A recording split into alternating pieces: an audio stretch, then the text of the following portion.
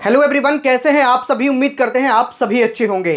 आज का वीडियो आप सभी लोगों के लिए बहुत इंपॉर्टेंट होने वाला है। जितने लोग जेईई मेन 2026 के एग्जाम में अपीयर होने वाले हैं, अभी इस टाइम पर आप सभी बच्चों के मन में बहुत सारे डाउट आ रहे होंगे। जैसा कि आपको पता है कि अभी रिसेंटली आपका एग्जामिनेशन कंडक्ट होने वाला है, लेकिन आप में से बहुत सारे लोग ऐसे होंगे जो फर्स्ट टाइम जेईई मेन के एग्जाम में अपीयर हो रहे होंगे। तो आपके मन में कई सारे डाउट चल रहे होंगे कि आखिर सेफ स्कोर कितना होता है, कम से कम हम जेईई मेन के अंदर कितने मार्क्स लेकर आए जिससे कि हमें एक सीट मिल जाए, हमारा एडमिशन हो जाए। अभी आप प्रिपरेशन कर रहे होंगे, मॉक टेस्ट वगैरह लगा रहे होंगे, तो अगर इस टाइम पर आपको यह पता चल जाए कि आपको कितना मार्क्स टारगेट करके चलना है, ये चीजें आपकी एग्जामिनेशन और एग्जामिनेशन के प्रिपरेशन की इस जर्नी में काफी ज्यादा मदद करेगा। सो वीडियो बहुत इंपॉर्टेंट है, पूरी ध्यान से आप लोग देखिएगा।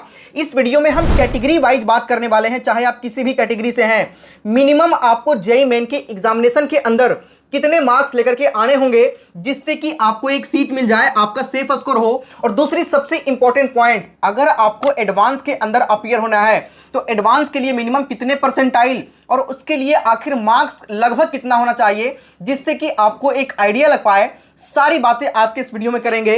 वीडियो बहुत इंपॉर्टेंट होगा, पूरी ध्यान से आप लोग देखिएगा। और जैसा कि आपको पता है कि V2 एकेडमी अभी से लेकर के जब तक आपके एडमिशन नहीं हो जाते, इस पूरी जर्नी में आप सभी का कंप्लीट सपोर्ट प्रोवाइड करता है। ये पूरा चैनल ही जेईई मेन और एडवांस वाले बच्चों के लिए डेडिकेटेड है। सो अभी आप सभी लोग सब्सक्राइब करके बेल आइकन दबा लीजिएगा। चाहे आपके एग्जामिनेशन से रिलेटेड इंफॉर्मेशन हो, एप्लीकेशन से लेकर के जब तक आपके एडमिशन नहीं हो जाते, रिजल्ट, आंसर की, उसके अलावा जितनी प्रोसेस होती है, हर एक प्रोसेस के लिए सबसे पहले वीडियो यहां पे आपको मिल जाएगा। सो अभी आप लोग सब्सक्राइब करके बेल आइकन दबा लीजिएगा। जेईई मेन की अगर आप लोग तैयारी कर रहे हैं तो इस चैनल के अलावा किसी और चैनल को देखने का जरूरत आपको नहीं पड़ेगा। और आपके पास कम से कम 2-3 चैनल तो ऐसे सब्सक्राइब होने चाहिए जो आपको एकदम सटीक इंफॉर्मेशन और सबसे पहले प्रोवाइड करता है, और V2 एकेडमी उसी में से एक है। सो जल्दी से आप लोग सब्सक्राइब करके बेल आइकन दबा लीजिएगा। नीचे आपको सब्सक्राइब का बटन दिख रहा होगा, ठीक है। तो सबसे पहले हम बात शुरू करते हैं आपके कट ऑफ को लेकर। कट ऑफ क्या होता है, सबसे पहले हम ये समझते हैं। देखो, जेईई के एग्जाम में अगर आप अपीयर हो रहे हैं तो कट ऑफ को दो तरीके से देखा जाता है। सबसे पहला कट ऑफ ये होता है कि बच्चा मेंस के एग्जाम में अगर अपीयर हो रहा है तो मेंस से एडवांस में अपीयर होने के लिए, जैसे मान के चलो कि मेंस में तो हर बच्चा अपीयर हो सकता है। जो बच्चा 12th पास है वो हर बच्चा मेंस के एग्जाम में अपीयर हो सकता है। एक बात आती है 75% का क्राइटेरिया और टॉप 20 परसेंटाइल, तो ये सिर्फ NITs, ट्रिपल और IITs और GFTI के अंदर एडमिशन के लिए होता है। लेकिन मेंस के एग्जाम में हर बच्चा अपीयर हो सकता है जो बच्चा ओनली 12 पास है, ठीक है। तो इसमें तो हर बच्चा एलिजिबल है, लेकिन एडवांस में अपीयर होने के लिए हर बच्चा एलिजिबल नहीं होता। तो आपके मन में सवाल आ रहे हो कि आखिर एडवांस में कौन अपीयर होगा।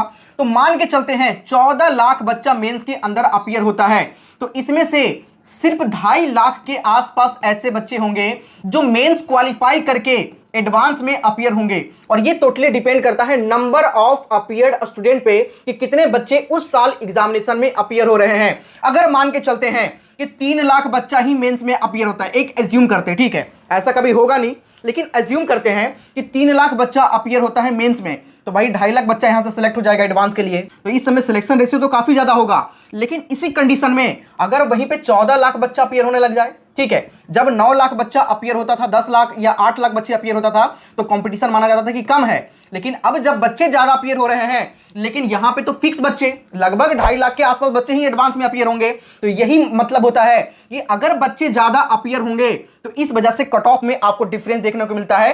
कई बार आपने देखा होगा कि जैसे 2022 का कट ऑफ देखें तो 88.41 गया है, जबकि 2025 का कट ऑफ 93.10 गया है। और इसके पीछे रीजन क्या है? रीजन सिर्फ एक है, नंबर ऑफ अपीयर्ड स्टूडेंट। तो इस साल एज्यूम करके हम लोग चल रहे हैं 2026 के अंदर लगभग 14.5 लाख के आसपास बच्चे सेशन 1 और सेशन 2 दोनों मिलाकर हम बात कर रहे हैं, ठीक है। क्योंकि सेशन 1 में कई सारे ऐसे बच्चे होते हैं जो दोबारा सेशन 2 के एग्जाम में अपीयर होते हैं, लेकिन बहुत सारे यूनिक बच्चे होते हैं, तो रिजल्ट तो सभी का एक ही आएगा। तो दोनों मिलाकर अगर हम बात करें तो लगभग 14.5 लाख के आसपास बच्चे इस बार अपीयर होने की पॉसिबिलिटी है। और अगर 14.5 लाख के आसपास बच्चे अपीयर होते हैं तो आखिर कट ऑफ क्या जाएगा? ये जो एज्यूम कर पा रहे हैं यहाँ पे 14.5 लाख के आसपास बच्चे अपीयर होंगे, ये पास्ट ईयर के ट्रेंड को देखते हुए, ठीक है। तो सबसे पहले तो हम ये समझेंगे कि एडवांस में अपीयर होना है तो मिनिमम कितने मार्क्स ला करके आप क्वालिफाई कर सकते हैं, मिनिमम परसेंटाइल कितना होना चाहिए। और दूसरा, किसी अच्छे इंस्टीट्यूट के अंदर अगर आपको एडमिशन लेना है और आप ब्रांच भी अच्छा चाहते हैं तो उस कंडीशन में मिनिमम मार्क्स आपके कितने होने चाहिए, सारी बातें करेंगे। बस वीडियो को आप लोग पूरी ध्यान से देखते रहिएगा। लेकिन उससे पहले मैं आप सभी बच्चों को कहना चाहूंगा कि अभी इस टाइम पर आप लोग प्रिपरेशन में लगातार लगे होंगे और इस टाइम पर सबसे इंपॉर्टेंट होता है कि आप लोग प्रीवियस ईयर क्वेश्चन को जरूर कर लीजिएगा। देखो, ऐसा देखने को नहीं मिलेगा कि सेम क्वेश्चन आपके जेईई मेन या एडवांस में रिपीट हो, लेकिन हां, सेम कॉन्सेप्ट के कई सारे क्वेश्चन हर साल एग्जामिनेशन के अंदर रिपीट होते हैं। और अगर आप पीवाईक्यू करके जाते हैं तो आपको एक आइडिया आराम से लग जाएगा कि किस टाइप के क्वेश्चन आ रहे हैं, जिससे आपकी कॉन्फिडेंस भी काफी बिल्ड हो जाएगा और इससे आपको आइडिया भी लग पाएगा कि आखिर आपके कितने मार्क्स बन रहे हैं और कहां पे क्या प्रॉब्लम है, जिससे आप उस सेक्शन के अंदर इंप्रूवमेंट कर सकते हैं। और इसके लिए मैं आपको सजेस्ट करना चाहूंगा बहुत ही इंपॉर्टेंट बुक, जो कि ओसवाल बुक्स की ओर से फिजिक्स, केमिस्ट्री और मैथमेटिक्स तीनों ही सब्जेक्ट का लॉन्च किया गया है। यह बुक एकदम न्यू सिलेबस और न्यू पैटर्न पे है, जिसके अंदर 183 chapter wise and topic wise, जो कि सबसे इंपॉर्टेंट है, किसी भी चैप्टर को पढ़िए और उसके बाद उसका प्रीवियस ईयर क्वेश्चन लगा लीजिए, ठीक है। तो chapter wise and topic wise solve paper आपको मिल जाएगा, जो कि जेईई मेन के लिए है 24 ईयर्स तक का, जो कि जब ऑफलाइन एग्जामिनेशन होता था तो उसके भी पेपर मिल जाएंगे और जब ऑनलाइन एग्जामिनेशन होने लगा तो वो पेपर भी आपको मिल जाएगा। हर एक टाइप के पेपर आपको इसके अंदर मिल जाएगा और साथ ही इसके अंदर आपको डिटेल्ड सॉल्यूशन भी मिल जाएगा। जैसे ये क्वेश्चन यहाँ पे आप देख सकते हैं, साथ ही उसके जस्ट बाद में आंसर की है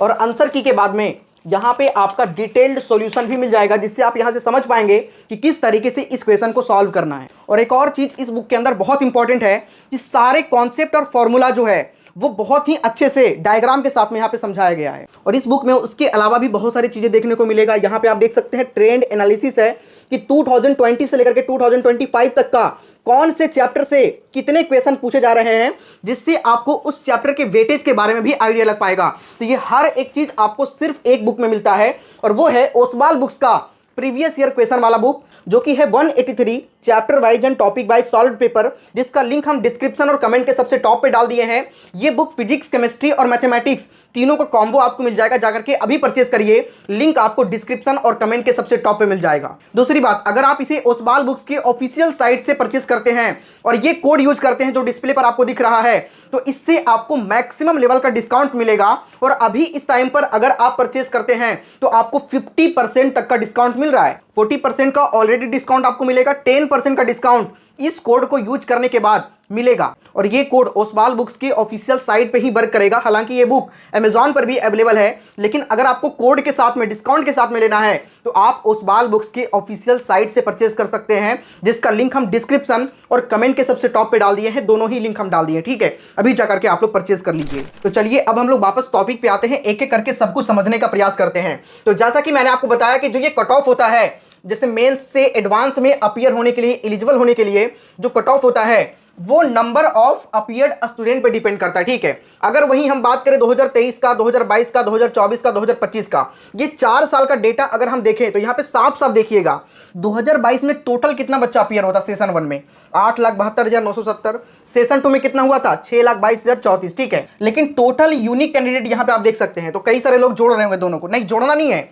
देखो 8,72,970 सेशन 1 में हुआ और सेशन 2 में कई सारे ऐसे बच्चे होंगे जो सेशन 1 भी दिए होंगे, सेशन 2 भी दिए होंगे।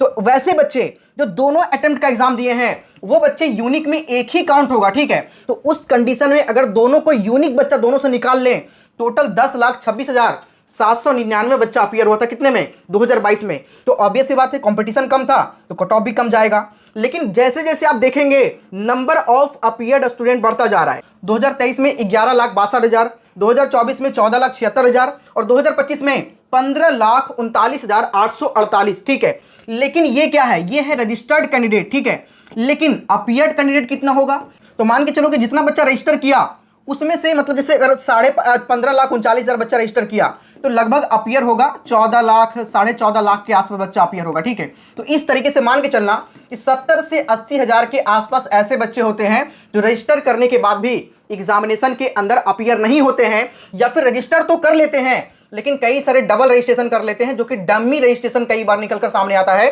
तो आप 70 से 80 हजार बच्चे को मान सकते हैं कि डमी होगा, या फिर कोई बच्चा रजिस्टर करने के बाद भी एग्जामिनेशन देने नहीं जा पाया। तो इस हिसाब से आप देख पा रहे होंगे, जैसे जैसे आप देखेंगे 2022 में सीन कुछ और था, 23 में कुछ और है, 24 में कुछ और था और 25 में कुछ और था, ठीक है। लेकिन 2026 में भी सीन कुछ और होने वाला है, क्योंकि इस बार थोड़ा और भी ज़्यादा स्टूडेंट अपीयर होने वाला है। उस हिसाब से आप यहाँ पे देख सकते हैं कंपटीशन भी उसी अकॉर्डिंग 88.41, 2023 में 90.77, 2024 में 93.23, 2025 में 93.10। उसी तरीके से EWS का यहाँ पे आप देख सकते हैं 63, 75, 81, 80। ओबीसी NCL का 67, 73, 79, 79.43, ठीक है। तो ये जो है ये परसेंटाइल है, ठीक है। और जब भी जेईई मेन का रिजल्ट आता है तो वो होता है एनटीए स्कोर में, और एनटीए स्कोर को ही परसेंटाइल कहते हैं। वहां पे आपके फिजिक्स का, केमिस्ट्री का, मैथमेटिक्स का सामने एनटीए स्कोर लिखा होगा, परसेंटाइल लिखा होगा, ठीक है। लेकिन जब आप तीनों को कैलकुलेट करोगे तो टोटल में वो जुड़ के नहीं आएगा। क्यों नहीं आता है? क्योंकि तीनों को जोड़ने के बाद एक प्रॉपर आपके टोटल परसेंटाइल निकल कर सामने आता है, और वो परसेंटाइल आपका ओरिजिनल परसेंटाइल होता है, और उसी के बेस पे आपका रैंक भी डिसाइड होता है। जैसे रैंक निकालने का सबसे आसान तरीका है, जैसे मान के चलिए किसी एग्जामिनेशन में 15 लाख बच्चा अपीयर हो रहा है और उसमें आपका परसेंटाइल आया है 98 परसेंटाइल, ठीक है। तो भाई रैंक कितना है? तो सीधा कुछ नहीं करना, 100 में से 98 को माइनस कर दो, ठीक है। बचा कितना? 2, यानी कि आप टॉप के 2% स्टूडेंट में हो, ठीक है। टॉप 2% को ही 98 परसेंटाइल कहेंगे। और इसमें 15 लाख में से अगर आप निकालोगे तो एक परसेंटाइल पे, हर एक परसेंटाइल पे कितना स्टूडेंट है? 15,000 स्टूडेंट, ठीक है। तो अगर किसी बच्चे का टॉप 2% में है तो उस बच्चे का रैंक कितना होगा? इसको मल्टीपल कर दोगे तो 30,000 रैंक होगा। अगर आप जेईई मेन के स्टूडेंट है तो इस कैलकुलेशन को आप समझ पा रहे होंगे किस तरीके से मैंने कैलकुलेट किया, ठीक है। तो अगर किसी बच्चे का 98 परसेंटाइल है और उस एग्जाम में 15 लाख के आसपास बच्चे अपीयर हुए हैं तो उसका रैंक कितना बन के आएगा? 30,000 रैंक निकलकर सामने आ जाएगा। अगर इस कैलकुलेशन को और सिंपल करेंगे तो सीधा यहां से एक परसेंटाइल आप निकाल लेना, ठीक है। जितना भी बच्चा रहेगा, मान के चलो 14,50,000 बच्चा है तो उसमें से आप सीधा 100 से डिवाइड कर लेना, ठीक है। जितना निकलकर सामने आएगा उतना एक परसेंटाइल के अंदर बच्चा होगा, ठीक है। और जो भी आपके परसेंटाइल बनकर सामने आता है, जैसे मान के चले आपका परसेंटाइल 97.5 है, ठीक है। तो सीधा इसको 100 में से माइनस कर लेना और जितना निकलकर सामने आएगा उसमें से यहाँ पे जो 1% वाला स्टूडेंट निकलकर सामने आएगा उससे मल्टीपल कर लेना, आपका आंसर निकलकर सामने आ जाएगा। तो ये रहा परसेंटाइल निकालने का तरीका। यहां से आपने समझ लिया कि जेईई मेन के एग्जाम में अगर आप अपीयर हो रहे हैं तो परसेंटाइल निकालने आपको आना ही चाहिए। आई मीन दोनों ही चीजें, परसेंटाइल और परसेंटाइल से रैंक, ये दोनों चीजें निकालने आपको आनी चाहिए। और मैंने आपको इस वीडियो में सिंपल भाषा में बताने का प्रयास किया है। इस बार 2026 के बारे में अगर हम देखेंगे तो लगभग आप यही मानकर चल सकते हैं 2025 से थोड़ा डिफरेंस आपको देखने को मिलेगा। लगभग आप 94 परसेंटाइल के आसपास मानकर चल सकते हैं जनरल कैटेगरी का, ठीक है। वहीं ईडब्ल्यूएस कैटेगरी का 81 के आसपास मानकर चलिएगा।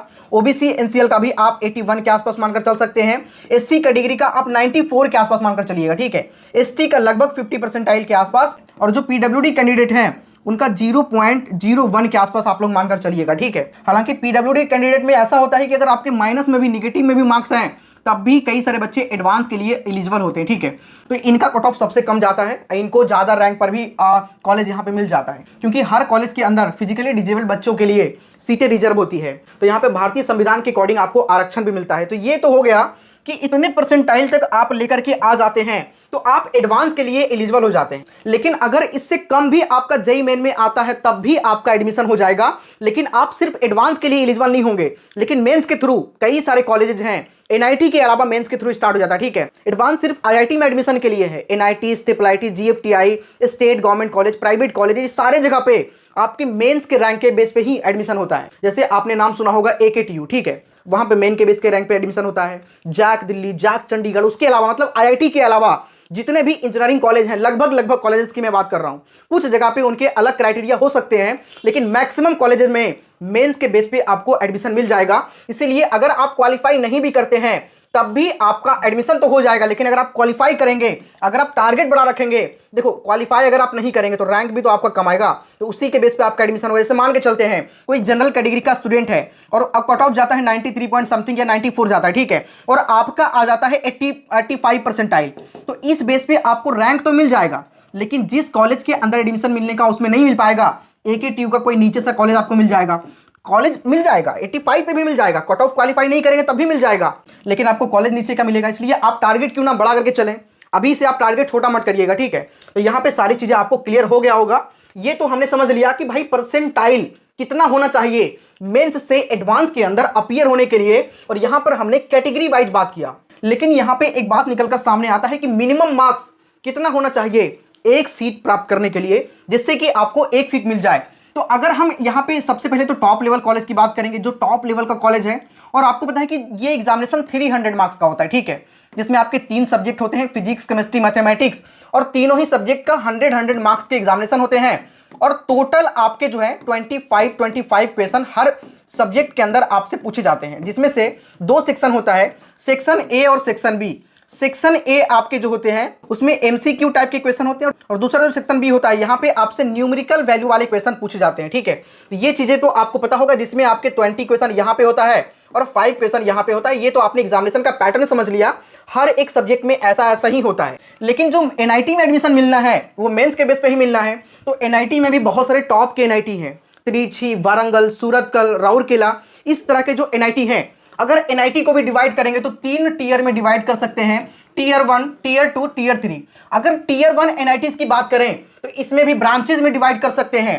कंप्यूटर साइंस एंड इंजीनियरिंग जो सबसे टॉप डिमांडिंग ब्रांच है, आईटी हो गया, ईसीई हो गया, उसके बाद में सिविल, मैकेनिकल, इलेक्ट्रिकल, कई सारे लोग इलेक्ट्रिकल के बीच में रख लेंगे, डिपेंड करता है कि आप किस में जाना चाहते हैं। तो अगर आपको टॉप के ब्रांचेस चाहिए तो सबसे ज्यादा मार्क्स लेकर के आना पड़ेगा।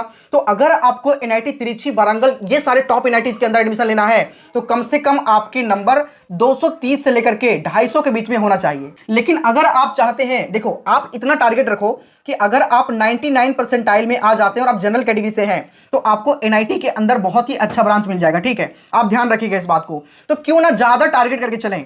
तो मैं तो हर बच्चों को कहूंगा कि मिनिमम 200 मार्क्स आप लोग टारगेट करके चलिए। हालांकि ये चीजें पेपर के डिफिकल्टी लेवल पर भी डिपेंड करता है। यहाँ पे नॉर्मलाइजेशन भी होता है, एक दिन में एग्जामिनेशन होता नहीं है, कई शिफ्ट में, कई दिनों में एग्जामिनेशन होता है। जैसे मान के चलें 5 दिन में एग्जामिनेशन हो रहा है, कई बार 9 शिफ्ट के अंदर एग्जामिनेशन हो गया, कि किसी 4 दिन तक 2-2 शिफ्ट में हो गया, और एक दिन 5वें दिन आपके एक शिफ्ट में एग्जामिनेशन हो गया। तो हो सकता है नंबर ऑफ अपीयर स्टूडेंट बढ़े तो आपके 2 शिफ्ट में डेली का एग्जामिनेशन होता है, टोटल 10 शिफ्ट में एग्जामिनेशन होता है। तो हर शिफ्ट के अंदर सेम टाइप के क्वेश्चन तो नहीं आ सकते ना। तो अगर हर शिफ्ट के अंदर सेम टाइप का क्वेश्चन नहीं आ रहा है, किसी पेपर में क्वेश्चन का डिफिकल्टी लेवल थोड़ा ज्यादा हो गया, किसी पेपर में क्वेश्चन का डिफिकल्टी लेवल थोड़ा लो हो गया, तो बाद में होता है नॉर्मलाइजेशन, ठीक है, जिसमें आपके मान के चले कई बच्चों के ऐसे भी होते हैं कि 200 मार्क्स पे 99 परसेंटाइल बने, जबकि किसी बच्चों के 180 नंबर पे ही 99 परसेंटाइल बन गया, क्योंकि जिस पेपर का डिफिकल्टी लेवल थोड़ा ज्यादा होगा वहां पे अटेम्प्ट करना थोड़ा मुश्किल होगा। और अगर अटेम्प्ट करना क्वेश्चन मुश्किल है तो कम मार्क्स पर भी बच्चे कम अटेम्प्ट करेंगे, तो कम मार्क्स पर भी उनके अच्छे परसेंटाइल बन जाएंगे। तो यहाँ पे परसेंटाइल जो देखा जाता है वो शिफ्ट वाइज देखा जाता है, उसके बाद में नॉर्मलाइज किया जाता है और उसके अकॉर्डिंग आपका रैंक बनता है। तो सारी बात का एक बात मैं आपको बता दूं, मिनिमम किसी भी कैटेगरी के बच्चे हैं 200 नंबर तो कम से कम टारगेट आप लोग करके चलिए। मैं मानकर चलता हूं कि टारगेट थोड़ा सा बड़ा है, लेकिन अगर आप टारगेट बड़ा करके चलेंगे, अगर आपके 190 से 195 के आसपास भी आ जाता है तो कोई बात नहीं भाई, आपकी लगभग तो बराबर आ गया ना।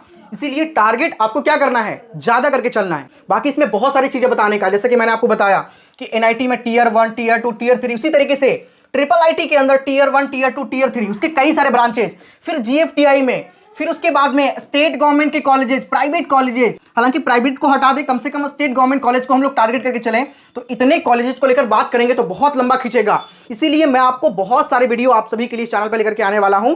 सभी लोग बस सब्सक्राइब करके बेल आइकन दबा लीजिएगा, क्योंकि आने वाले टाइम में आपको हर एक चीज, हर एक कंटेंट आपको इस चैनल पर मिलेगा और हम लोग आने वाले टाइम में एकदम डिटेल में बात करेंगे हर एक चीज पर। मतलब किसी भी प्रकार का आपके मन में कोई भी डाउट नहीं रहेगा, इतनी सारी चीजें हम लोग यहाँ पे सिखा देंगे, बता देंगे। जब आपका काउंसलिंग का टाइम आएगा ना, जून में आप सभी का काउंसलिंग स्टार्ट होता है, ठीक है। पहले आपके अटेम्प्ट 1 यानी सेशन 1 होगा, दूसरा अटेम्प्ट होगा सेशन 2 होगा, उसके बाद में एडवांस होगा और फिर आपका काउंसलिंग स्टार्ट होगा। जब तक आपका काउंसलिंग आएगा उससे पहले आपको एकदम दक्ष बना चुके होंगे। इसीलिए मैं आप सभी से कहना चाहूंगा कि सभी लोग अभी सब्सक्राइब करके बेल आइकन दबा लीजिएगा। नीचे बटन आपको दिख रहा होगा, ये पूरा चैनल ही जेईई मेन वाले बच्चों के लिए डेडिकेटेड है और अभी से लेकर के जब तक आपके एडमिशन नहीं हो जाते हम आपके साथ खड़े रहेंगे हर एक मोड़ पे, और हर एक इंपॉर्टेंट वीडियो, हर एक इंपॉर्टेंट नोटिफिकेशन और हर एक इंपॉर्टेंट चीज यहां से आप सभी को मिलता रहेगा। सो आप लोग अभी सब्सक्राइब करके बेल आइकन दबा लीजिएगा, नीचे बटन आपको दिख रहा होगा। साथ ही जो मैंने ओसवाल बुक्स के प्रीवियस ईयर क्वेश्चन के बारे में आपको बताया है, अगर आपने अभी तक परचेज नहीं किया है तो लिंक डिस्क्रिप्शन में है, जाकर के परचेज करिए। कोड यूज करिएगा ये वाला ओसवाल बुक्स के ऑफिशियल साइट पे, जिससे आपको मैक्सिमम लेवल का डिस्काउंट मिलेगा। साथ ही जेईई मेन की एप्लीकेशन फॉर्म को फिल करते टाइम किस किस टाइप के डॉक्यूमेंट की जरूरत पड़ती है, कौन कौन से डॉक्यूमेंट लगेंगे, उसको इसको लेकर मैंने एक डिटेल वीडियो बना दिया है, अगर आपने नहीं देखा है तो इस वीडियो को देख लीजिएगा, जिसमें हम कंप्लीट डिटेल में चर्चा किए हैं कि इस टाइम पर कौन कौन से डॉक्यूमेंट की जरूरत होगी, काउंसलिंग के टाइम पे कौन कौन से डॉक्यूमेंट की जरूरत होगी, क्या क्या अभी आपको बनवा करके रखना है जिससे आपको बाद में कोई प्रॉब्लम ना हो। तो आप लोग इस वीडियो को जरूर देखिएगा, ठीक है। चलिए मिलते हैं किसी नेक्स्ट वीडियो में, तब तक के लिए जय हिंद।